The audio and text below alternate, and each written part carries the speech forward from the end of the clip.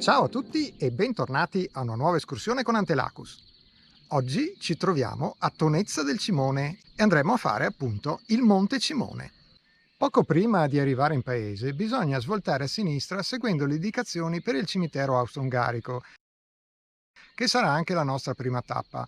Poi, arrivati verso la fine della strada, qui c'è un piccolo parcheggio dove si lascia l'auto e poi si prosegue a sinistra. Da queste parti ci sono diversi Monte Cimone, quindi attenzione a non confonderli. Bisogna passare accanto alla casa alpina Fanciullo Gesù.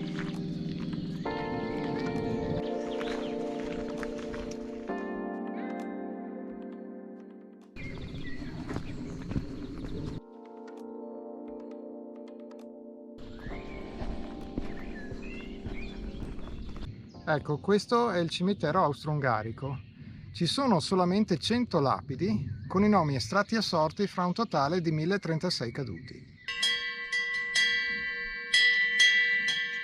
Dopo questa prima doverosa visita, continuiamo per il sentiero, che adesso si addentra nel bosco.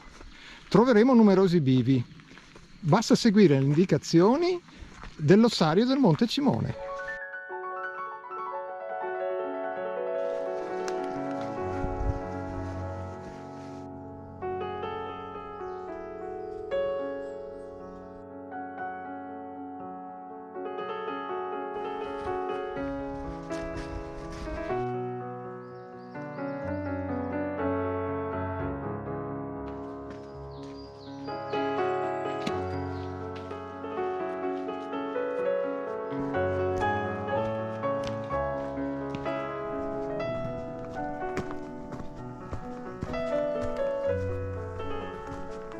Dopo circa mezz'ora dalla partenza, questo è il primo cartello CAI che troviamo, in cui viene indicato il sentiero e le nostre 3 prossime destinazioni, in particolare la Bolgia delle Streghe.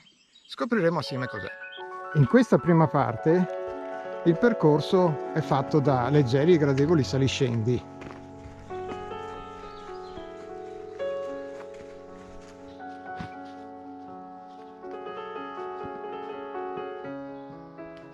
Siamo arrivati a pochi minuti dalla vetta del Monte Cimone. Qui facciamo una breve deviazione per l'osservatorio Valeda a 5 minuti. Questa è la zona in cui cominciano le prime trincee.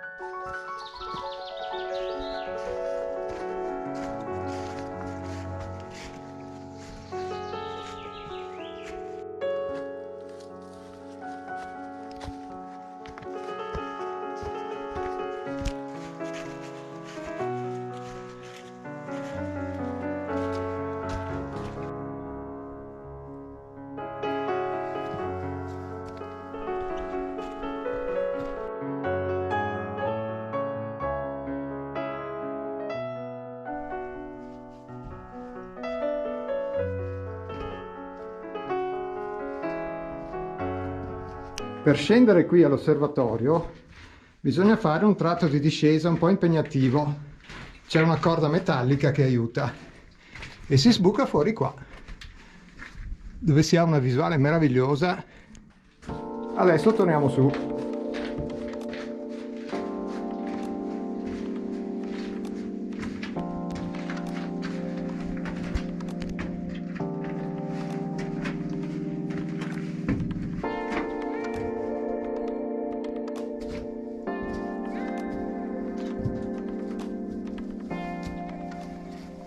Questo tratto è sicuramente per escursionisti esperti, soprattutto in discesa, perché è buio, scivoloso e molto ripido. In salita è molto più facile.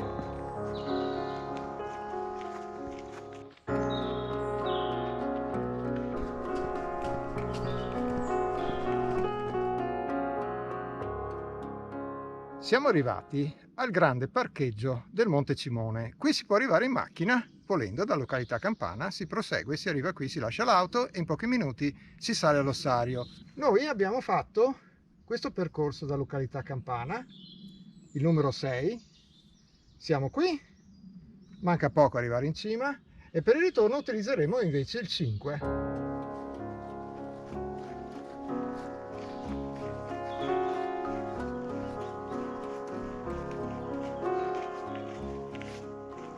Circa un centinaio di metri dopo il parcheggio, deviazione a sinistra per la Bolgia delle Streghe e poi direttamente al Monte Cimone.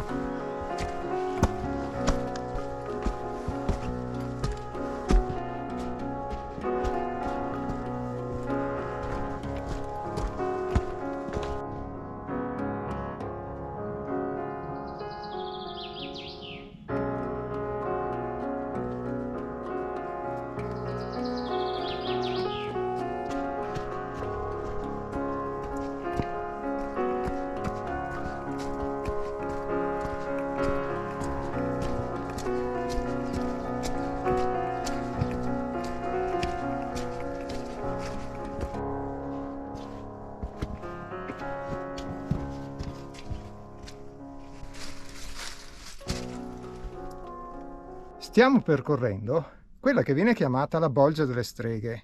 Questo nome evoca qualcosa di inquietante e infatti era chiamata così perché questo sistema di trincee e camminamenti era molto esposto al fuoco nemico, che era quello italiano, perché queste erano le trincee austro-ungariche. Questo è tutto un sistema di trincee che si sviluppa ad anelli vari e che può essere comodamente visitato.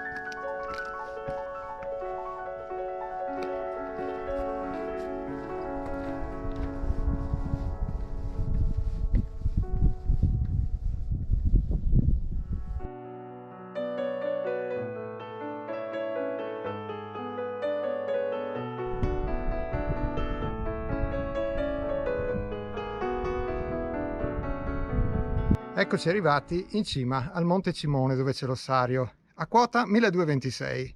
Qui, oltre a un panorama veramente eccezionale a 360 gradi, ci sono un sacco di testimonianze della Prima Guerra Mondiale.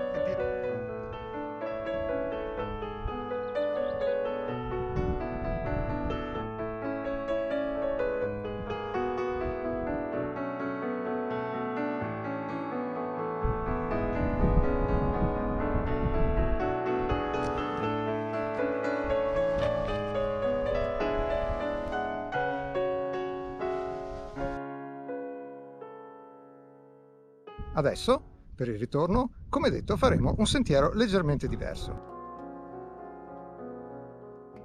Ecco, seguiamo adesso questo cartello che dice che si va al Piazzale degli Alpini in circa 20 minuti.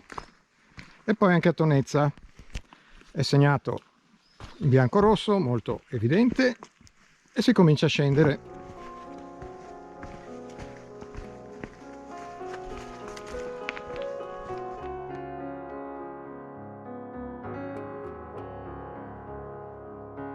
Siamo arrivati a quello che viene chiamato il Piazzale degli Alpini. Qui c'è un sentiero che porta giù d'Arsiero, ma noi continuiamo sulla strada asfaltata da quella parte e fra un po' scenderemo giù a sinistra prendendo il sentiero numero 5, che è quello della nostra discesa. Eccola qui la deviazione.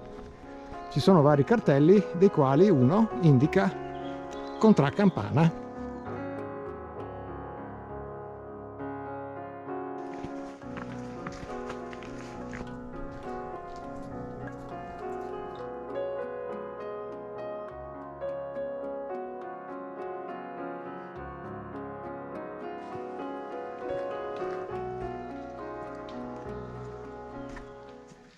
Qui c'è un breve tratto attrezzato con una corda, non di metallo.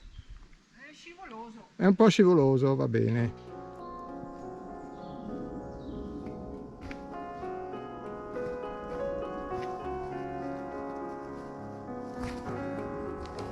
Sì, è un po' scivoloso, effettivamente. Bene, esatto, andiamo a destra. Contrà Campana, indicate di qua.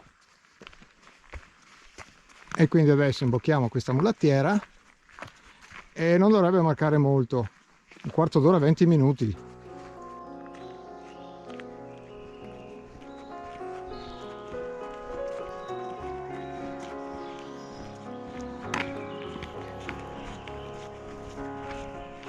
Stiamo per chiudere il nostro anello e poco sotto qui c'è il cimitero austro-ungarico da cui siamo partiti questa mattina. Il percorso è stato piuttosto semplice, molto gradevole, quasi tutto immerso nel bosco e può essere considerato escursionistico, tranne quel breve tratto di discesa per l'osservatorio Valeda, in cui bisogna fare attenzione perché c'è una corda metallica che aiuta in una discesa piuttosto ripida e scivolosa. Noi ci salutiamo qui. Se vi è piaciuto iscrivetevi al canale e ricordatevi di attivare le notifiche se volete sapere quando esce il nostro prossimo video. E inoltre seguiteci su Komoot, dove trovate le tracce GPX dei nostri itinerari. Se invece volete vedere le foto con tutta la descrizione dettagliata dell'itinerario, allora abbiamo anche un blog e le parole chiave sono sempre le stesse: Antelacus Authors. Grazie e alla prossima escursione con Antelacus!